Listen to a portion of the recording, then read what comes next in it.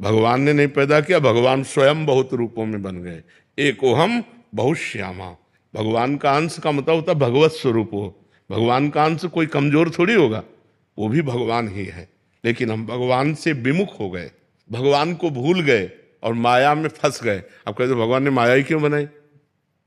क्यों का तो अंत नहीं है, क्यों का कोई अंत नहीं है। अगर हम सुलझना चाहें तो भगवान ने माया बहुत आनंद में बनाई। देखो माया में जल बना है, हमारे प्यास बुझाने के लिए जल है। माया में अन्न बना है, हमारी भूख बुझाने के लिए अन्न है। हम मुर्गा क्यों खाएं?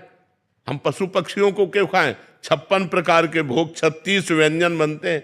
अब गलत करोगे तो फिर गलत भोगना पड़ेगा। भगवान ने बहुत अच्छा सब कुछ बनाया है। अगर घर में शौचालय ना हो तो घर पूरा अधूरा माना जाएगा? नहीं माना जाएगा। पूरा घर तभी है जब रसोई भी है और शौचालय भी है। ऐसे ही भगवान ने बुरा और अच्छा सब कुछ बनाया है। लेकिन आप बुरे मार्ग में जाओगे तो बुरा फल मिलेगा, अच्छे मार्ग में जाओगे तो अच्छा फल मिलेगा। कर्म करने की आपको स्वतंत्रता है।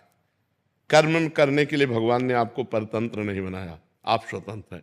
कर्म करके भोगने के लिए परतंत्र हो। यदि आपने पाप कर्म किया तो अब ना चाहो तो भी भोगना पड़ेगा। कर्म करने के लिए स्वतंत्र हो, आप जो चाहो कर सकते हो, लेकिन उस कर्म का परिणाम भोगने के लिए स्वतंत्र नहीं हो। उसके ऊपर ईश्वर का शासन रहेगा। तुमने ये गलत किया तो उसको तुम्हें भोगना पड़ेगा। आप संसार में देखो, स्वतंत्र हो कि नहीं, जो चाहो कर सकते हो, लेकिन जो कर दिया अब उसका परिणाम तुम्हें भोगना। तुमने क्यों छेड़ा? अब छेड़ा तो उसका परिणाम तुम्हें भोगना पड़ेगा। तो इसलिए हम कर्म सावधानी पूर्वक करें, ये चिंता न करें कि भगवान ने हमें क्यों जन्म दिया। भगवान ने हमें जन्म दिया है आनंद के लिए।